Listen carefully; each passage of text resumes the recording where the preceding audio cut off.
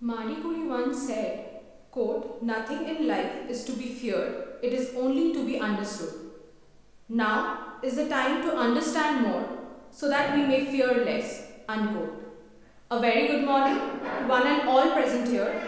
Welcome to the International ICGEB-DBT workshop on Advanced Training in Immunology of Tuberculosis, convened by Dr. Ved Prakash Devi, Group Leader, Immunobiology Group, ICGEB, New Delhi.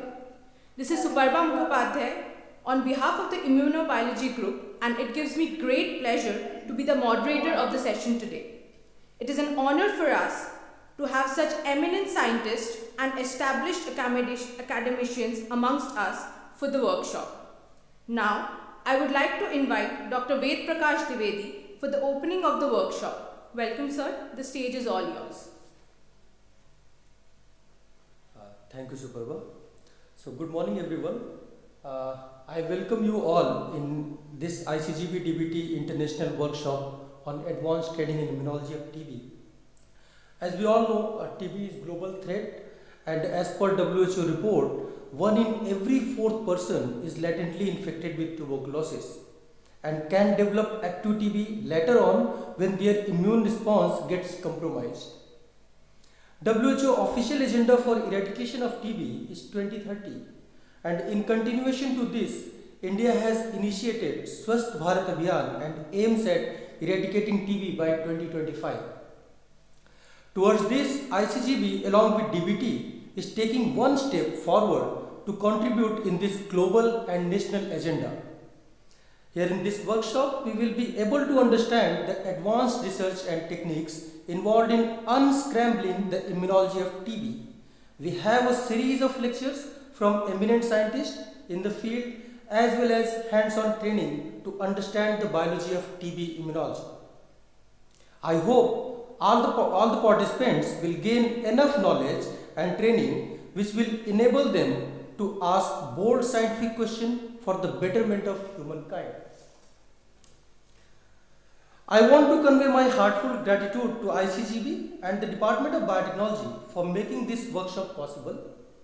And I am really grateful to Dr. Dinkar Salunke, Director of ICGB New Delhi Component, for his continuous encouragement and inspiration to plan and design this workshop. On behalf of my institution, I am thankful to all our honorable speakers, the eminent scientists from all over the world, who have given us their valuable time for their talks. It is an overwhelming feeling for me personally as the people who have inspired and guided me to be where I am today are bestowing us with their talks in this workshop. Professor William Bishai, a pioneer in the immunology of TB, is gracing us today as our keynote speaker for the workshop.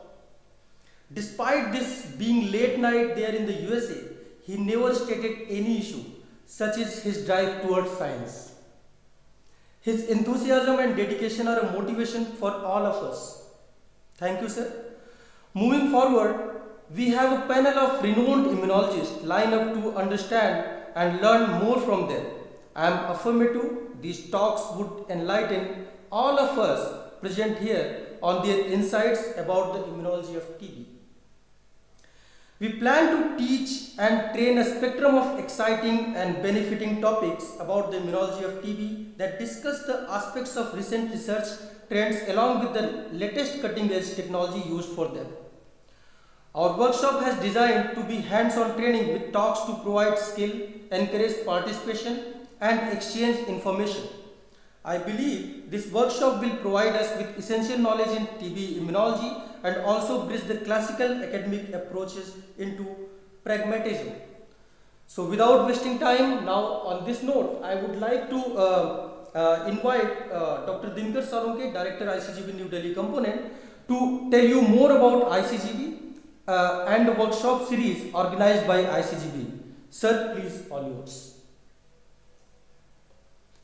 Good morning to all of you, and thank you, Ved. Normally, on the day of inauguration of these workshops, I would have been among you there in the auditorium.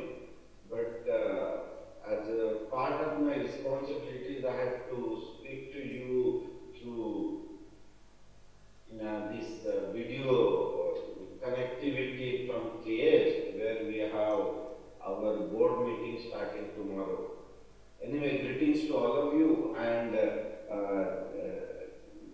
it is my really great pleasure to have all the eminent speakers and the participants from within India and outside for the workshop on advanced training in immunology of tuberculosis. As Ved indicated, this workshop is part of the series of activities along the year that ICGEB conducts, and this has been going on for last 35 years.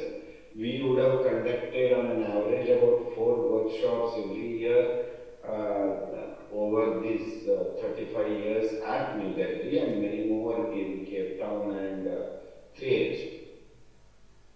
And each workshop is attended by about 25 to 30 participants, and most of these workshops are hands-on training. And over last 35 years, would have trained hundreds of people, and this has been an extraordinary activity because many people from developing world have come to us later and told how their introduction to the subject that we are talking about has helped them to get into this field and contribute actively at a later stage. Many of them have attended workshops and subsequently come and join as a visiting scientist on a postdoctoral fellowship in one of the 3 components.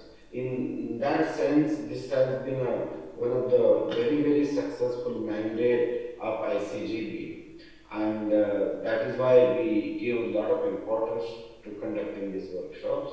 We couldn't conduct workshops during last 2 years because of the pandemic, but now we have begun this last 2 months, and we have a very intense series of workshops going on this year. We will at least have 6 to 8 workshops in next few months.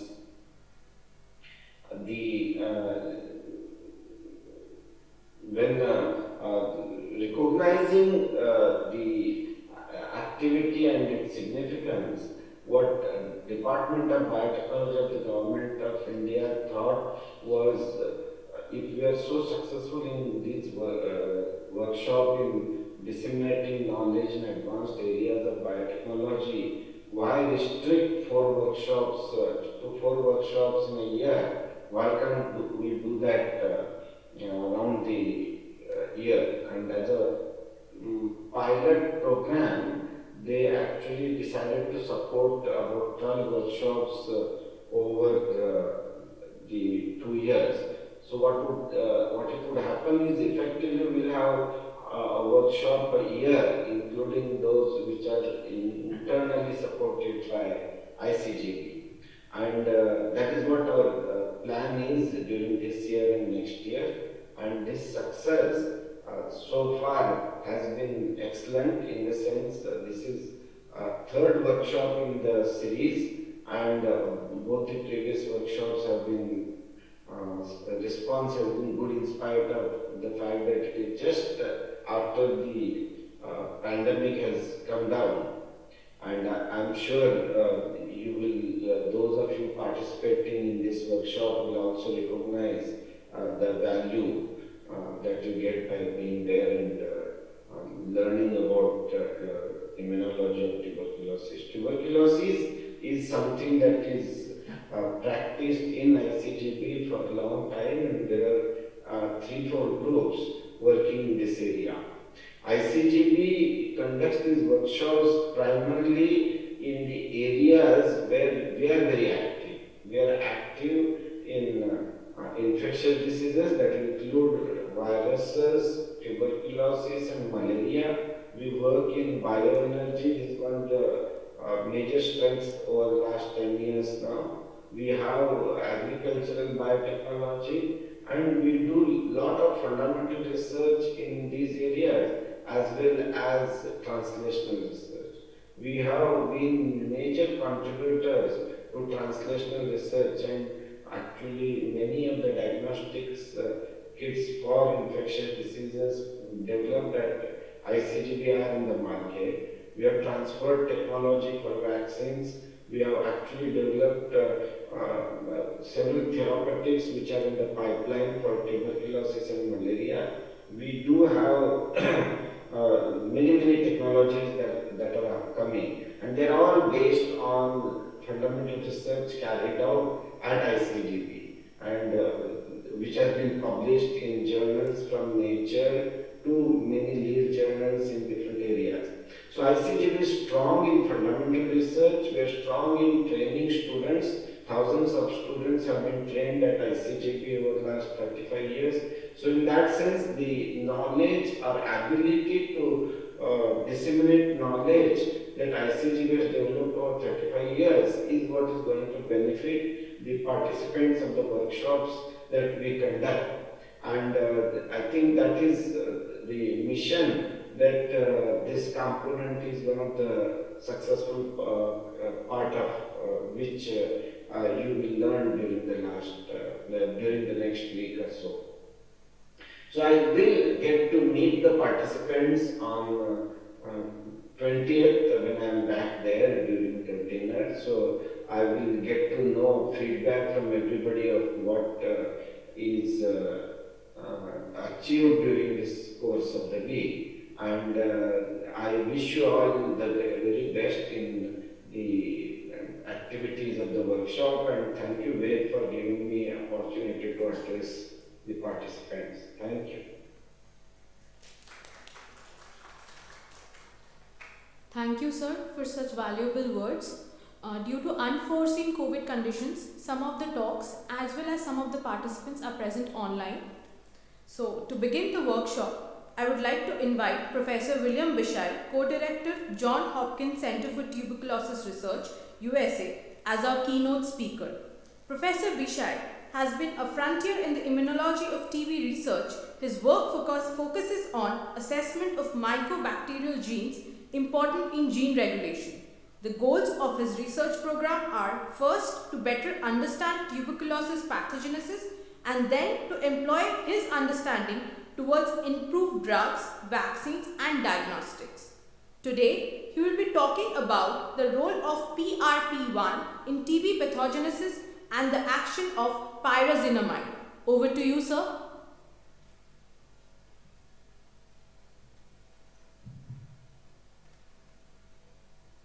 We don't know if they're antigen-specific T cells, but we're at work on it. But we were pleased to see that we could actually show some sex-based differences in the PARP knockout phenotype using flow cytometry. Back to your first question, I would say that these pro-inflammatory cytokines, which were higher in the male mice and then flattened by PARP1 knockout, and in the female mice they were lower. And remember, they were only at day 21. So I would say with the pro-inflammatory cytokines, timing is everything. You know, we know TNF, as I said at the beginning, is essential for TB control, but you can have too much TNF in active tuberculosis that drives the granuloma formation, and by adding a TNF inhibitor to anti-TB antibiotics, as I showed you, you can actually clear TB faster. So I think for these cytokines, it depends when, and that's a big part of the story. Thanks, Bill.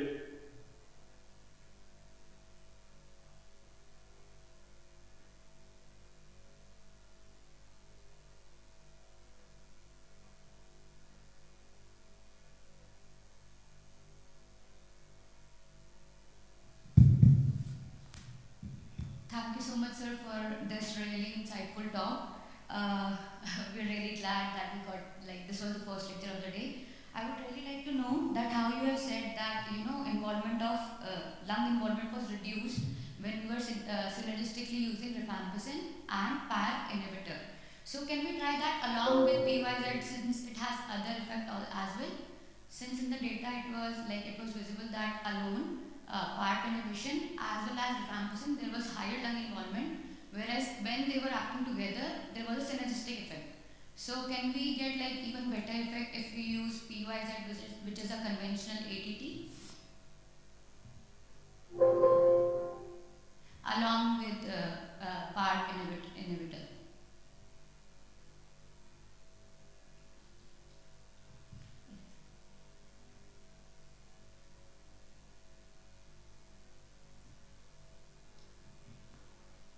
sorry, was that a question? Yes, sir. I just wanted to know if how. Okay. I'm sorry, I don't hear you well. I apologize. Hi, good morning, sir. I just wanted to know how you have shown beautifully that lung involvement was decreased synergistically when we were using rifampin as well as when we were inhibiting PARP. So can we improve this by adding PYZ as well, since it has other effects as well, and it is a standard conventional ATT that we use regularly for TB treatment?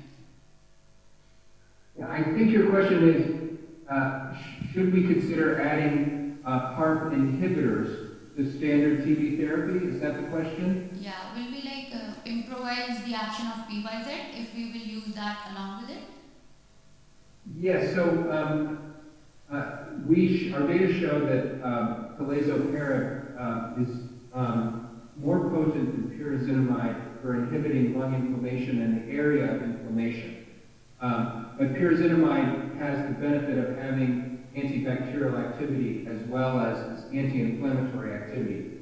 So a key experiment that needs to be done is to treat with standard TB therapy for 6 months in the presence or absence of a PARP inhibitor like talazoparib, a non-antibacterial PARP inhibitor which has pure host-directed activity, and determine if that leads to an acceleration of CFU decrease and also lung inflammation. And that experiment hasn't been done. It's on our wish list. Sir, I also wanted to know whether there is some data that, as you have said, that PYZ inhibits part 1. So, do we have data that, this drug acts better in male as compared to females or females? Is there some human data we can correlate with? Since we are If it adds what? Can you say again? Sir, if talazoparib adds do we have human data how the PYZ acts in male and female? It's a standard treatment that we give to all the TB patients. So are there differences in efficacy known for the drug?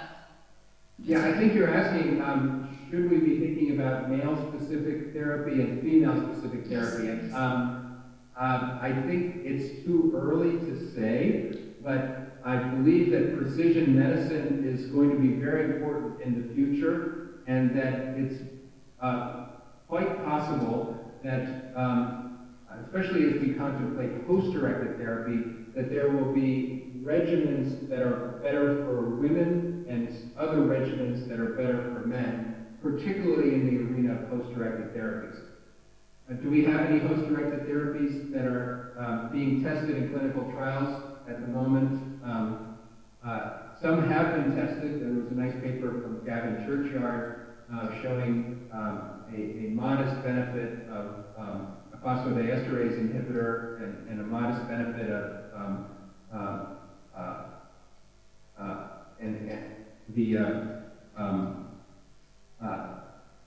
another drug, but I don't think it's ready for prime time just yet. Thank you so much, sir.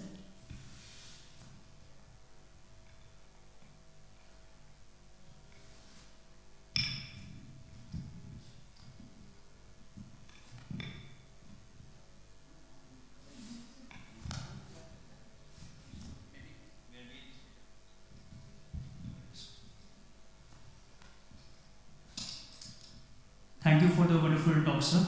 So my question is, in the slide where you talk about the rifampicin and the PGA, the effects. So does the PGA, the rifampicin elevates the effect of PGA, when they are added together to the mice, or they are treated to the mice?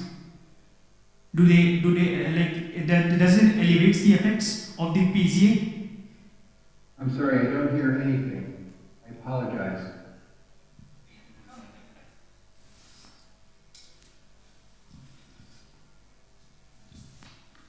Hello. Yes? Yes, I can hear you. Yes. So my question is, does the antibiotic rifampicin elevates the effect of PGA? Does rifampicin have host-directed activity?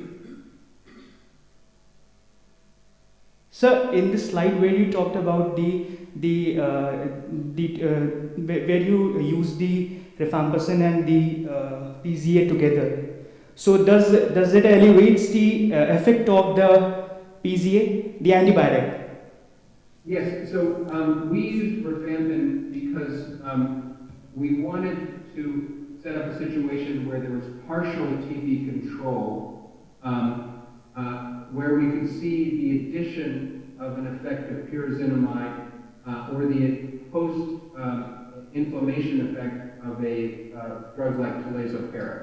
And so it's a trick that we have used over the years to, when one is looking for host effects, host-directed therapy effects, or a very moderate antibacterial effect, to use a weakly bactericidal or a bacteriostatic drug to have the bacterial counts be coming down gradually. And that makes it easier to see a host-directed effect, like prevention of inflammation, or a modest antibacterial effect. So that's why we use rifampin. We don't think there's anything special about it.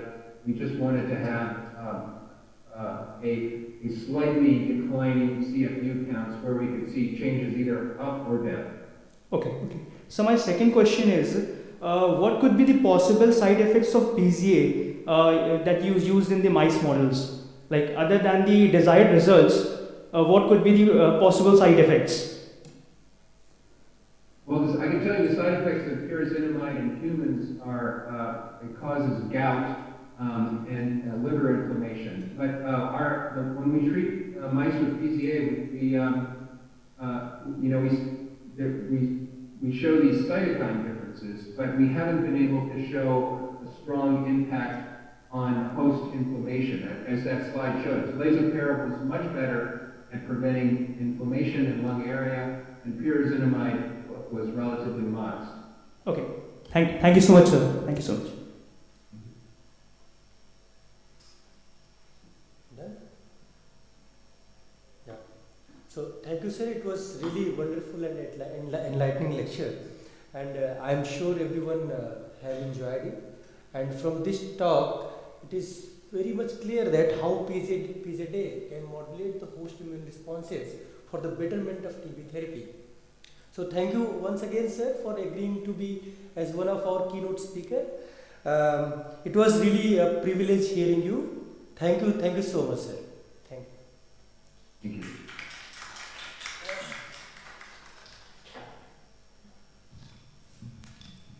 Thank you so much, sir, for such an intriguing talk. We all are very fortunate to learn new acumen about TB pathogenesis from you today.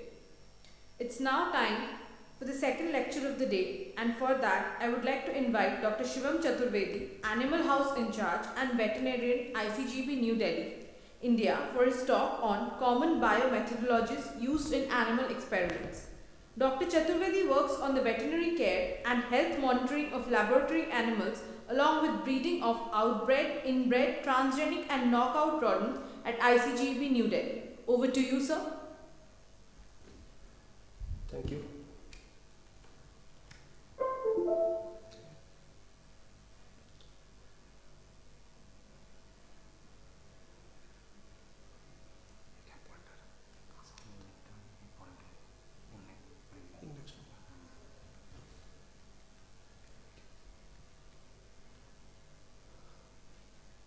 Okay, so good morning to all of you.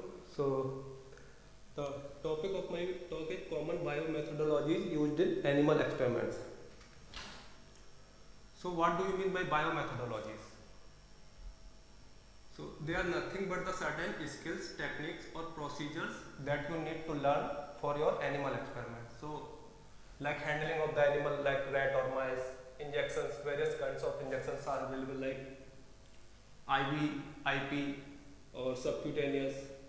You need to learn the oral gavage also for injecting your compound directly into the stomach, and you need to know the blood collection also in laboratory animals, and sometimes you need to collect the ascitic fluid directly from the peritoneum, and anesthesia, euthanasia. After euthanasia, you need to perform necropsy and tissue collection. So these all are the biomethodologies that you need to learn for your animal experiments. So in all these techniques, the handling is very important, because if you are not handling your animal correctly, then you will not be able to administer your compound perfectly into the animal. So sometimes instead of 100 microliter, you will inject 80 microliter or 120 microliter, then your results will not be reproducible. So handling is very important. Okay, so all over the world, so mice and rats make up approximately 90% animal. They are widely used in the research, especially mice. So why they are widely used in the research?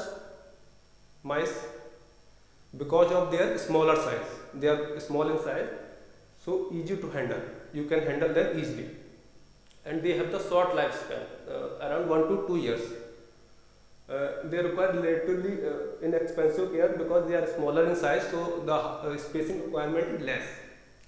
So they are economic also, and their gestation period is short, only around 21 days.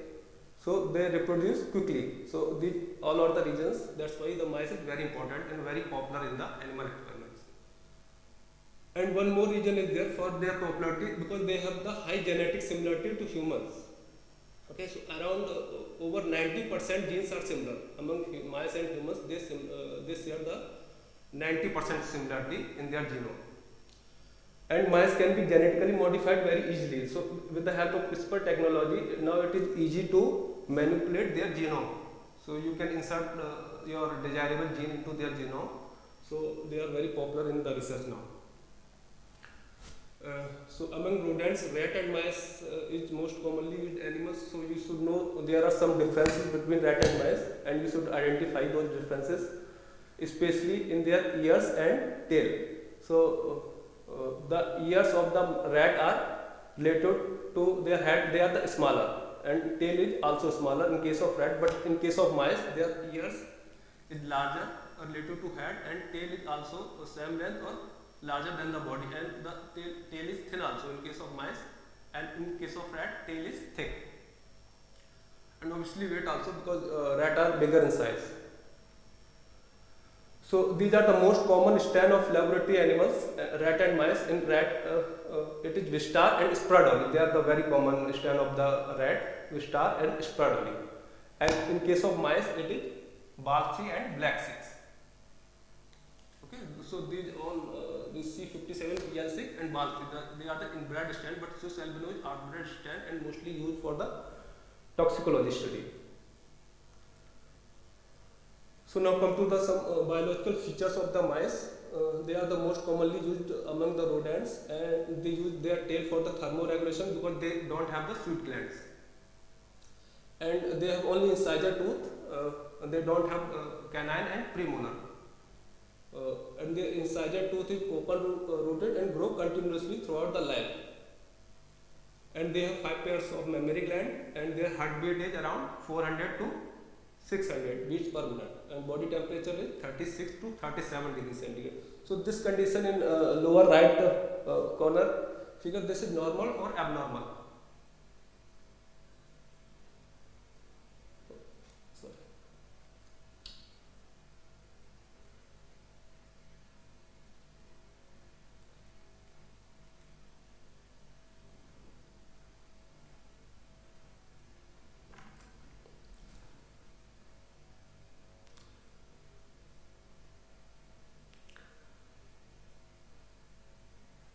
Okay, so this condition is not normal. If you are giving a poor quality feed, because their incisor tooth are open rooted, so they grow continuously, so you need to provide some good quality food or something to chew, so that their incisor tooth in control.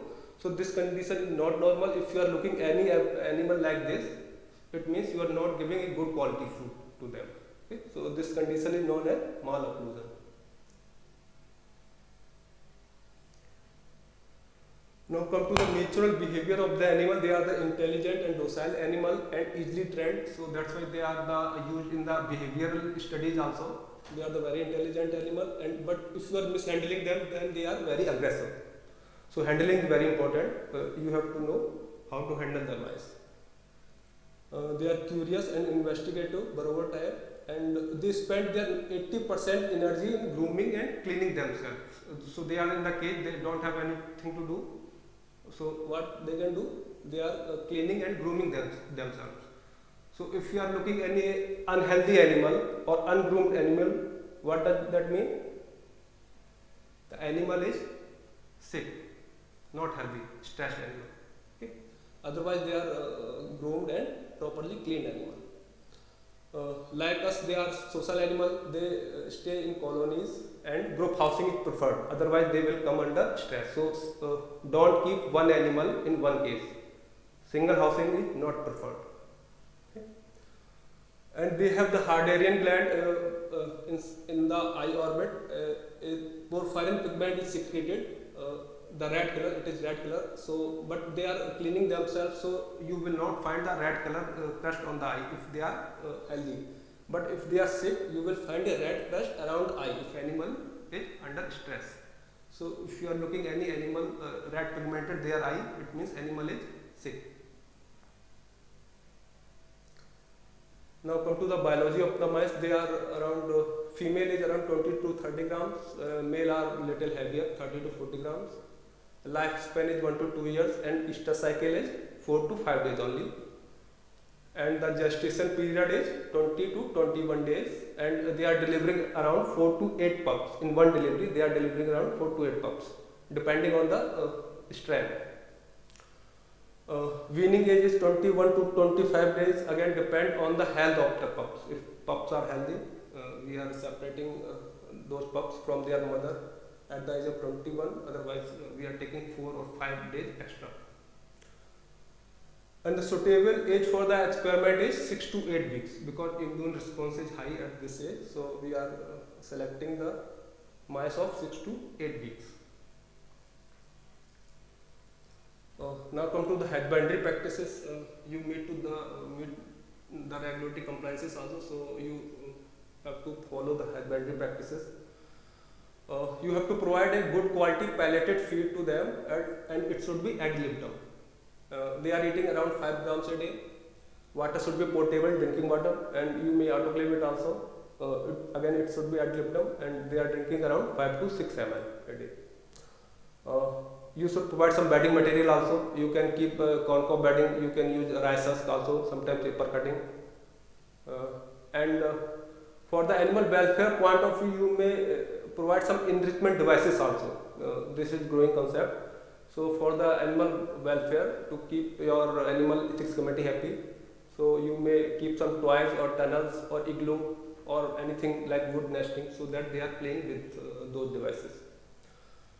And you have to take care of the air changes also. It is recommended to use HVAC system in the animal house, that is heating, ventilation, air conditioning system. So you need to keep air changes of 12 to 14 air changes per hour.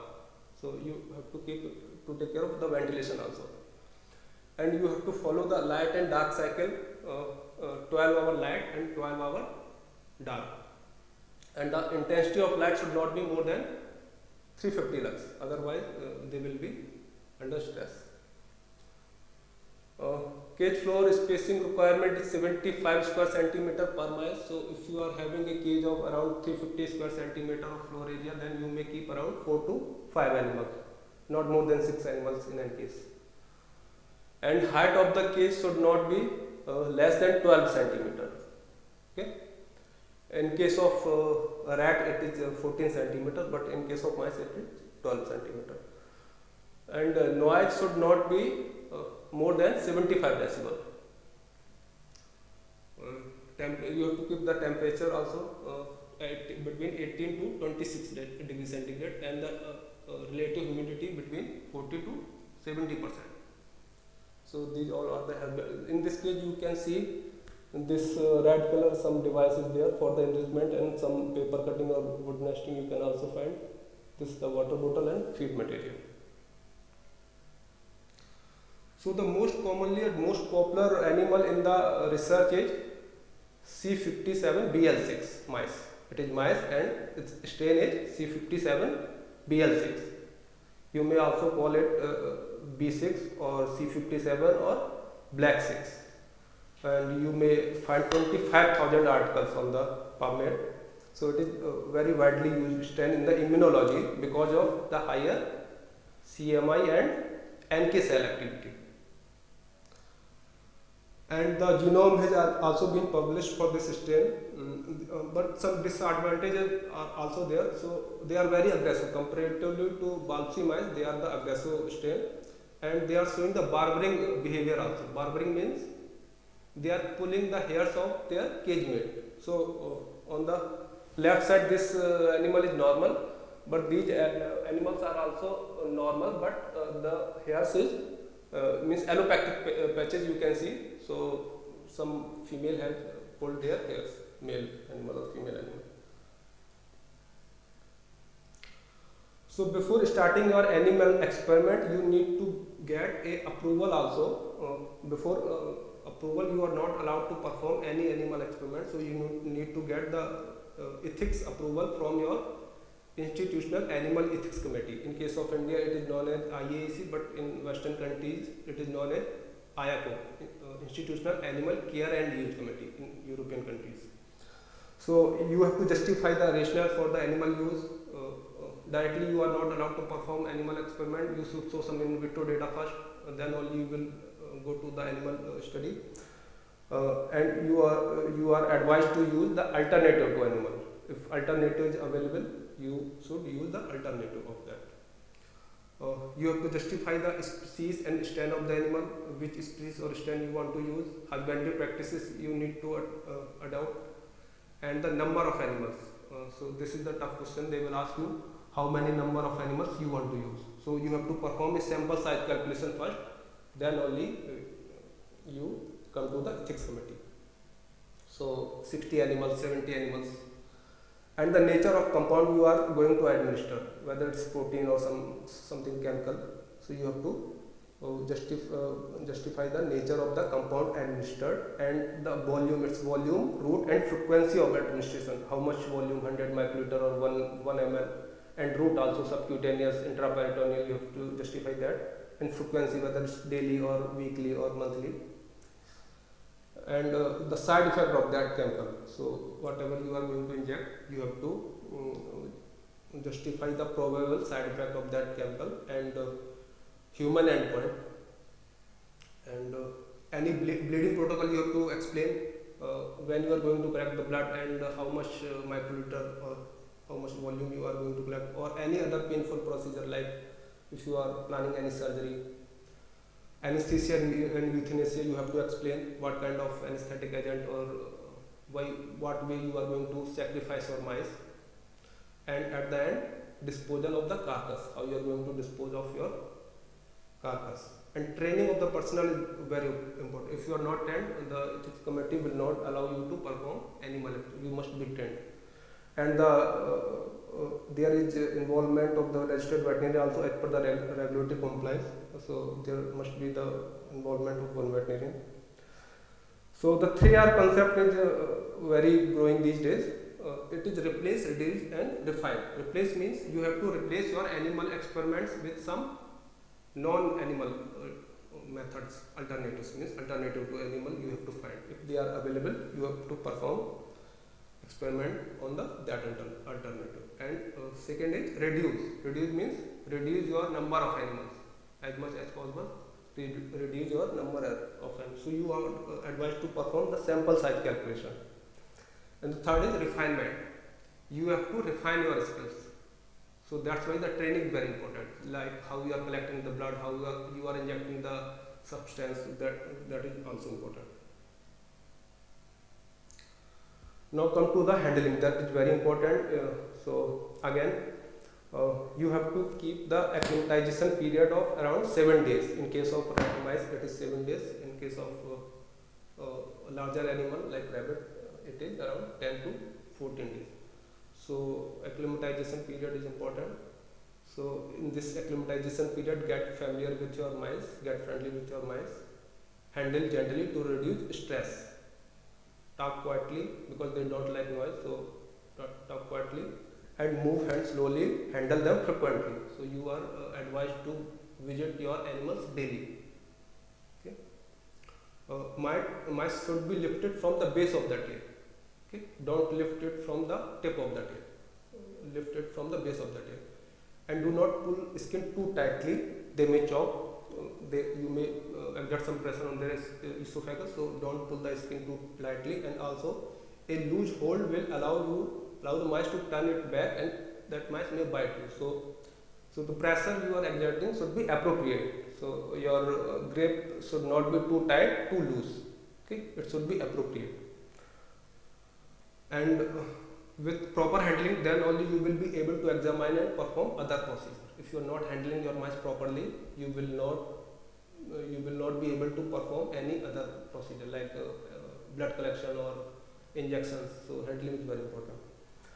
And you may use some restraining devices also. If you are injecting some IV compound, you may use some restraining commercially available devices. So in handling, the physical restraining double hand method is very common, and it is widely used all over the world. So it is safe to operator as well as mouse. So in this method, what you have to do, lift the animal from the base or tip? From the base of the tail. Okay, lift the animal from the base of the tail and place on the cage lid with your preferred hand, not from your non-dominating hand. With preferred hand means dominating hand, and pull the tail back. Okay, and mouse is picked up by the scruff of the neck behind the ears with the thumb and index finger of the other hand, means non-dominating hand. You have to grasp the skin of the mice from your non-dominating hand, because you have to keep your dominating hand free for injections or oral gauze or anything. Okay, so like this in figure you can see, and later the tail is transferred from the preferred hand to between palm and the little or ring finger of the other hand, means non-dominating hand. So like this your mice should be handled. Okay. And one more method is also there, that is single hand method, but that is not very common. So first two steps are similar. The tail is picked up from the preferred hand and mouse is placed on the cage lid and pulled back. Tail is immediately grasped by the palm and last three fingers of your preferred hand, and scruff of the neck is gripped using a thumb and forefinger. Then mice is restrained. But that is not very popular because your preferred hand is not free now. Okay. So now come to the administration of the drug. How you have to administer your drug. So there are various routes or injections are available like IV, IP, subcutaneous, intradermal, foot pad injections, intranasal and peroral gauze.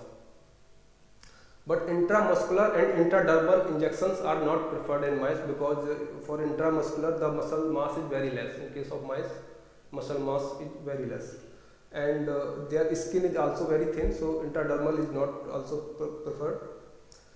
And the route of the delivery to animals should closely resemble to the projected route in the human. So what is the projected route in the human? You should choose that route in the human.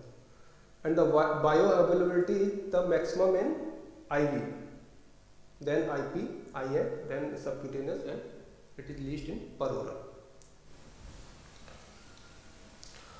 So now come to the oral gauze. Oral gauze, you can also say the intragastric administration of your compound, peroral. So there are some feeding tubes available in the market. You have to buy these tubes, feeding needles or feeding tubes. They are the small, curved also and straight also, whichever you are comfortable you can use that needle. Metal, they are coming in the metal or plastic material, and there is one ball like structure on their end, so that it is not causing any trauma into the buccal mucosa or esophageal mucosa. And this technique should be performed without anesthesia, because if they are anesthetized they may not swallow that compound. So fill the syringe with your appropriate volume and attach to the needle. Keep your syringe ready, then only you handle the mice. Don't means you are handling the first, then you are filling your syringe. It should not be like this. So restrain the animal by the scruff, two-hand method, place the tip of the needle into the animal mouth and slide the tip gently back to the tongue. Needle should slide easily down the esophagus if properly placed. If it is not properly placed, do not force. Okay? If it is not going, do not force. Do not insert it forcefully if you are facing with any resistance. Otherwise, you may injure their esophagus or trachea. Okay? So remove the needle and reinsert it after 10 or 15 minutes. Okay? So you can select the volume of your compound at the rate of 10 ml per kg body weight. So if you are having a mass of 30 gram, then how much volume you can inject?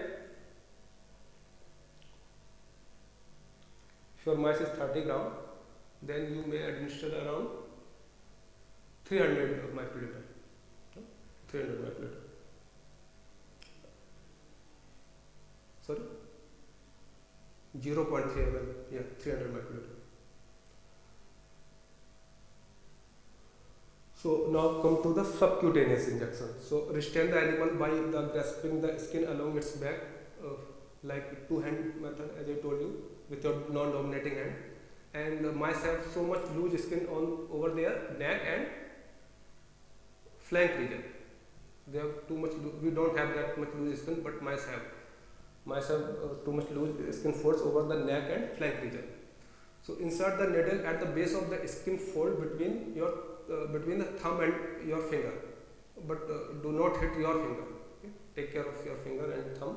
So pull back the syringe plunger to aspirate the syringe. If any blood is coming, it means the needle is not properly inserted. So remove it and reposition it. For this method, you may use 26 gauge needle and 22 gauge if you are injecting any tumor cells, because with 26 gauge needle, the tumor cells may rupture. Okay? So in this subcutaneous injection, you may inject up to 2 ml, but preferred volume is 0.2 to 0.5 ml.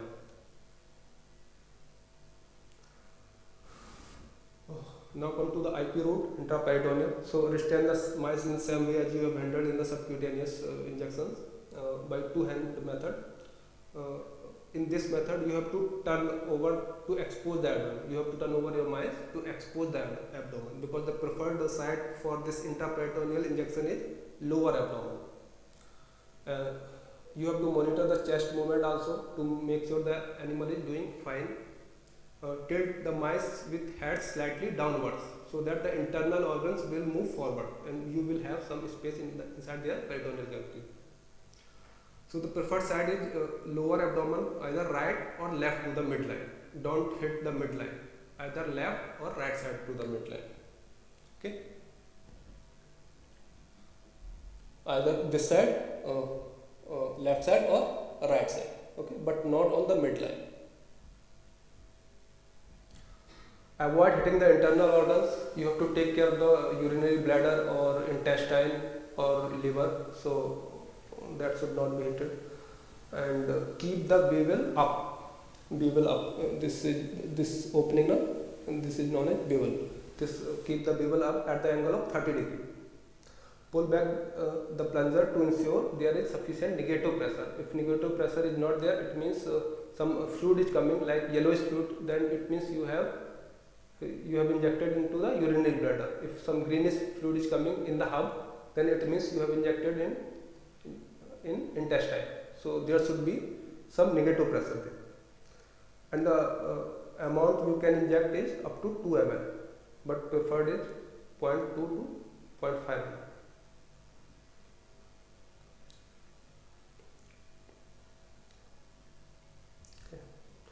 So now come to the intravenous route of injection.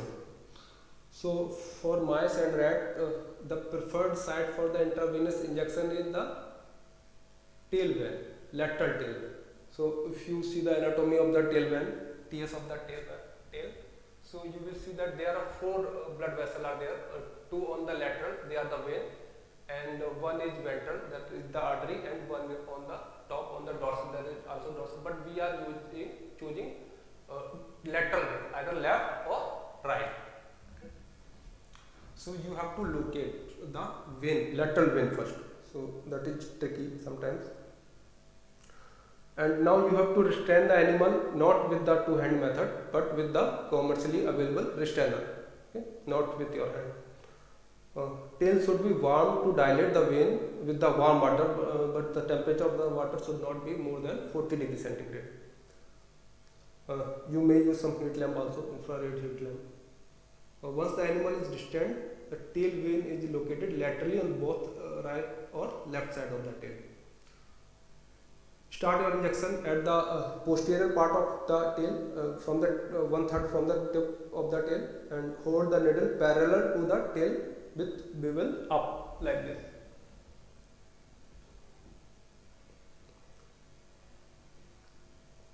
Okay.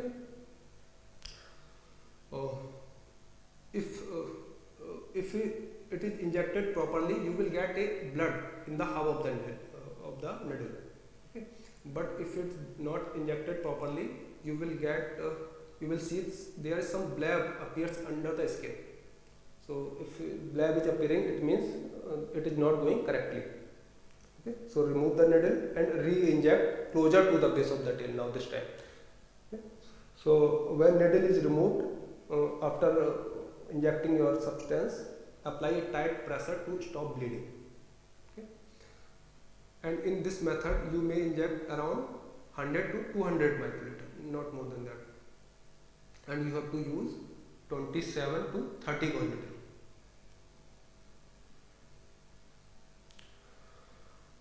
Sometimes it is difficult to locate the tail vein because few mice are their tail is pigmented, so it is difficult to locate the tail vein. So in that condition, you may administer your compound IV in the eye, because if you see the anatomy of the eyeball, there is a retroorbital venous plexus to the medial canthus of the eye. This is the retroorbital venous plexus. So you may inject your compound here also if you are not able to locate the tail vein. So in pigmented strain of mice where hard to find vein, this technique resembles the blood collection by the retroorbital puncture. Here we can do the blood collection also. By this method we can collect the blood also, but it should be performed under anesthesia. This is very important. It should be performed under anesthesia. Mice should be anesthetized.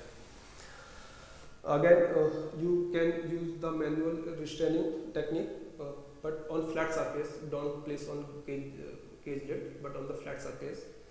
Needle is inserted medially through the conjunctiva. Okay? So medial canthus, through the medial. This is the lateral canthus and this is the medial canthus. Fluid is injected slowly, and you may inject it around 100 to 200 microliter. Now come to the intradermal route. So ID injections are also sometimes you need to perform for your experiment, but your needle should be between the layer. It should not pass your skin. If you are passing the skin, it means you are giving subcutaneous. Your needle should be between the layers of the skin. You may use the anesthesia. So you have to clip the hairs on the animal back and clean the injection site with the alcohol. Insert needle between the layers at the angle of 30 degrees. Administer substance slowly with a maximum volume of 50 microliter. 50 microliter because their skin is very thin, so more than 50 microliter you are not allowed to inject. So if you are injecting the correctly intradermal route, if you are giving, so you will find a proper small circular skin belt. So if you are giving it correctly, you will find a small circular belt. If it is not appear on the skin, it means intradermal is not given. You have given subcutaneous. Okay. Now come to the intramuscular route. So the preferred site for the intramuscular route is thigh muscle of the hand leg. Thigh muscle of the hand leg. So take care not to injure the sciatic nerve and restrain the animal by grasping the skin along its back like two-handed method, and clean the injection site with the alcohol and insert needle into the thigh muscle, directed away from the femur, avoiding the sciatic nerve. Again, intramuscular injections are not recommended in the mice because of the small muscle size, and you may inject around 50 to 100 microliter, but 50 microliter, do not inject more than 50 microliter.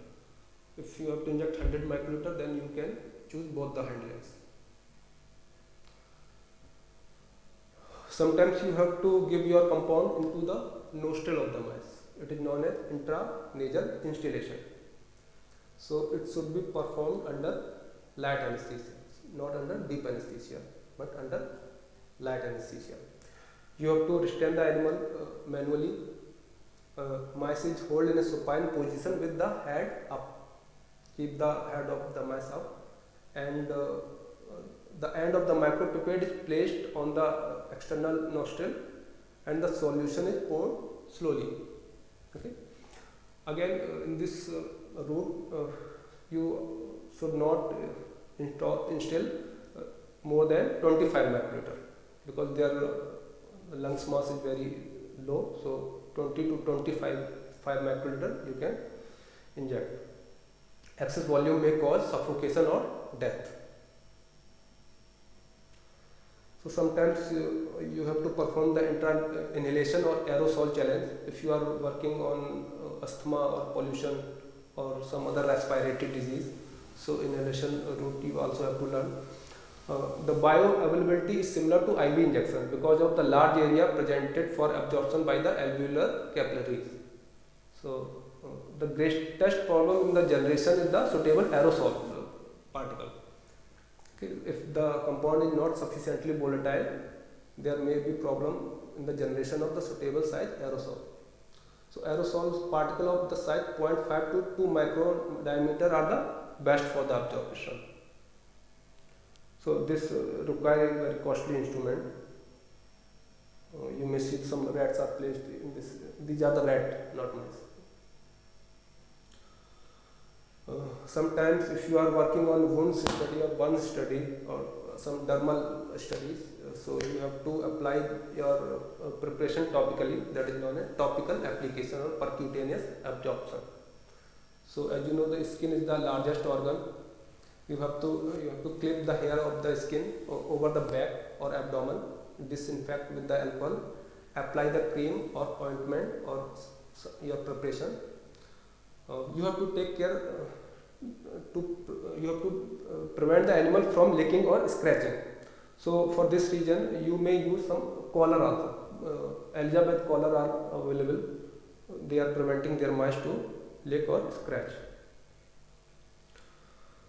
You need to learn immunization protocol also. So mice are generally do not used for the production of polyclonal antibodies. Otherwise they are good for the monoclonal. So, and good source for the antibody producing lymphoid cells or the production of hybridoma. So immunization is achieved in two stages. One is primary dosing and 2-3 doses of the booster. So primary antigen is usually injected with adjuvant for the better immunogenicity, and booster are injected twice or thrice at the interval of 14 to 28 days with or without adjuvant. Preferred route for the immunization are the subcutaneous and intraperitoneal, not IM and IV. So subcutaneous or intraperitoneal route are the preferred for the immunization. And with adjuvant you may inject 100 to 200 microliter. Without adjuvant you can inject 500 to 1 ml. So collect the blood as per your approved protocol. Monitor for any anaphylactic shock or reaction after primary as well as booster injections.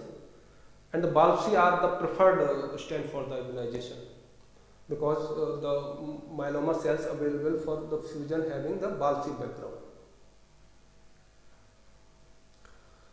So you have to identify your mice also. So identification is also important.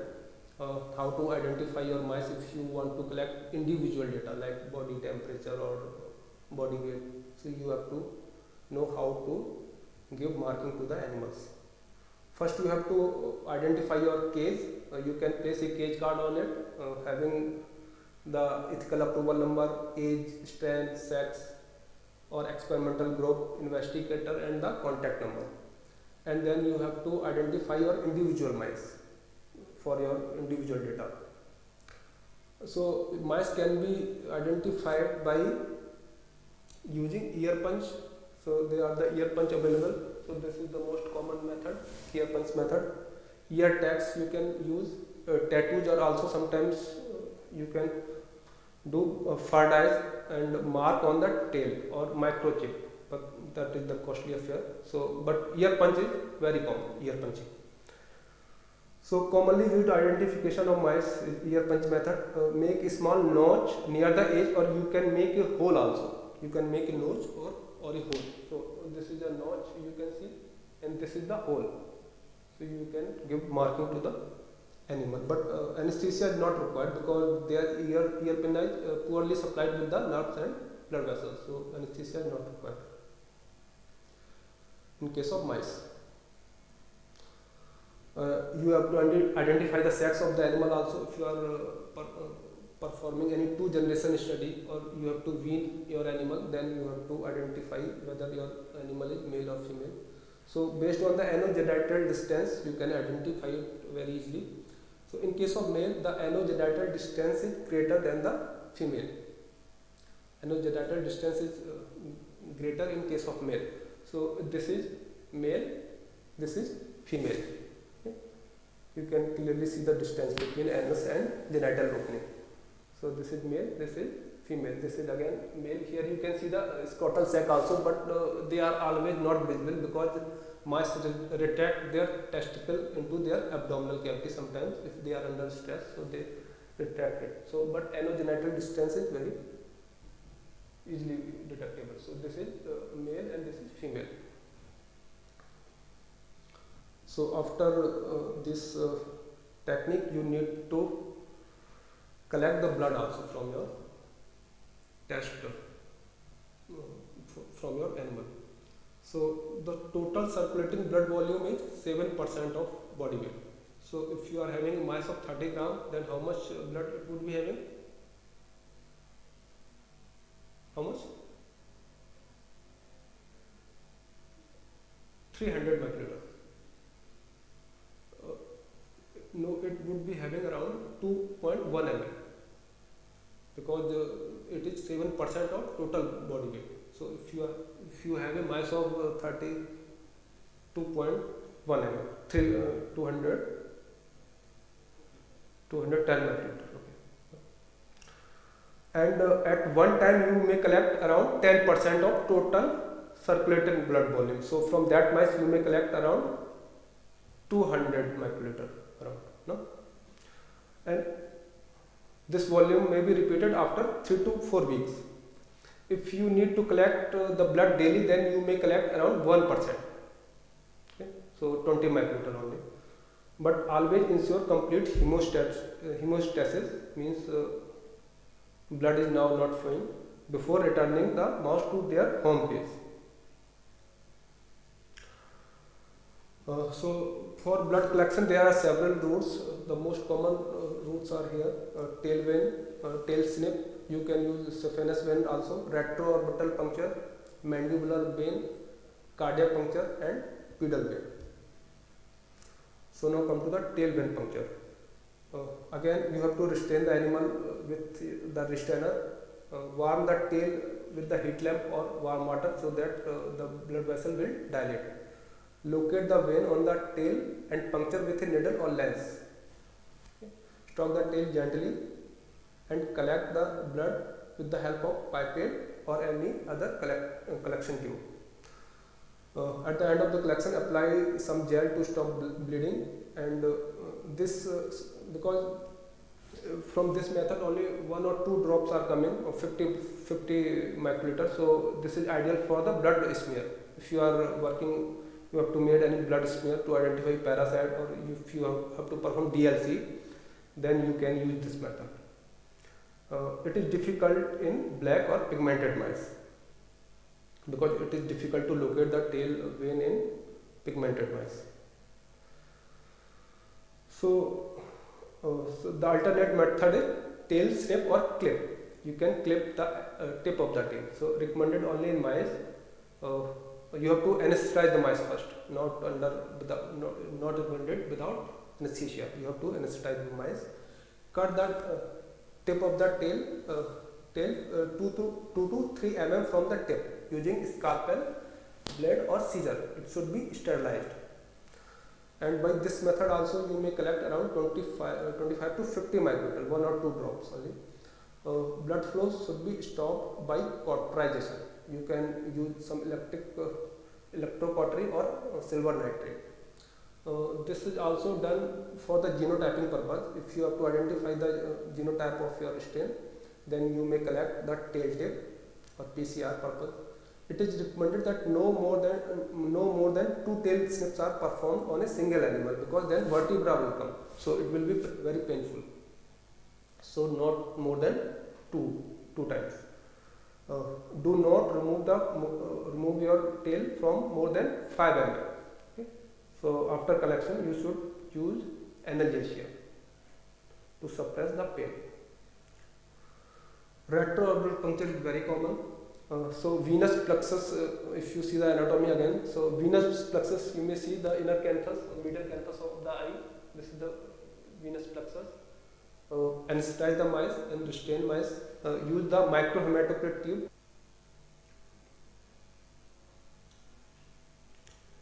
Okay, thank you.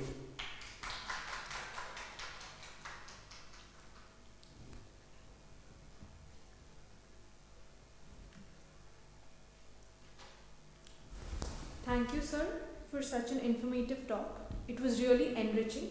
If anyone has any questions, the session is now open for it.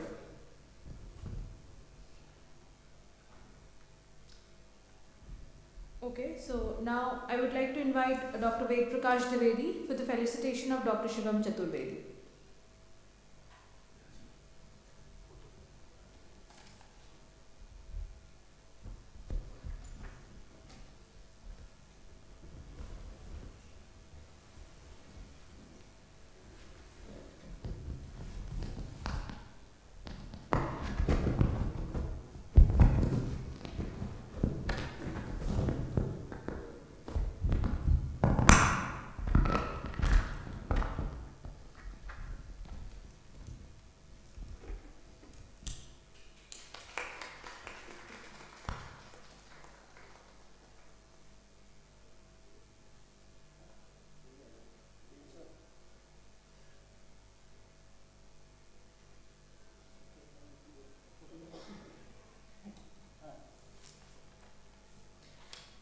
Now I would like to call Sir again for felicitation of Dr. Pavan Sharma.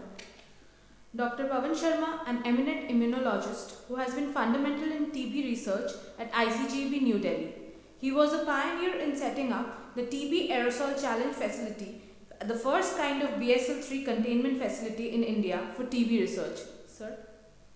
And now I would like to add one more point, that we have TSCF and we can proudly say that we have TSCF and it's a national facility. And because of you,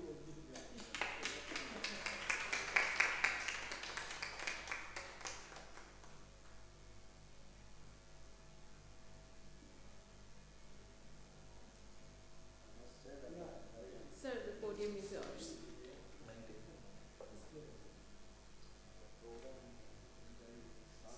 Sir from here. Actually, I started the TB program in this institution back in 2000 under very challenging conditions. I didn't know T or B of TB. I was working in malaria, but suddenly there was no TB program in ICGEB. So there was some national requirements. There were pressure from funding agencies that ICGEB must start TB program.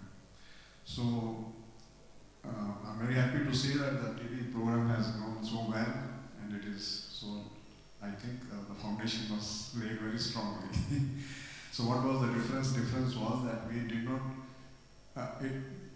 the difference happened by default. We didn't have the facilities to handle TB, which is very infectious and very pathogenic. So you need special facilities for that. So there were no facilities, there was no background, there was no knowledge. So a lot of challenges there. What we knew was that TB infects macrophages. And the macrophages are the primary first line of defense against any infection. So why not do something some interactions with macrophage and some TB proteins. We couldn't grow TB at that time. We would only have recombinant protein. ICGEB is very strong in recombinant technology, so you can, even a washing person in the lab can clone and express any protein. I can tell you, they're so expert here. So therefore, we started with that, and the emphasis was naturally on something which is host-directed, not the parasite-directed, and that made the difference. Most of our work has been host-oriented work, host immunity, and because we didn't know how to handle PTB at that time, the mycobacterial tuberculosis, but we could handle the host system as such. So that is how it started. So I will be around. I think I have come here, and then we can interact a little more on this thing whenever there are interesting things in tuberculosis as such, side stories which are not there in the published literature. And if there are published literature, people don't even look at it. It's not very well publicized. So therefore, it's a very challenging area, tuberculosis, as you know. But it's also fascinating to see that it has so many varied kind of nuances in pathogenesis. Something very interesting is that TB secretes, the kinetics of the TB's protein secretion is not really very well worked out. And I believe that those things are very important, because the TB is not really, immediately it's not becoming pathogenic. The TB lives in you for long years, and then suddenly it becomes pathogenic. So I think so many questions are there. So I will again speak to you sometime. Okay? Thank you. And thank you for this moment.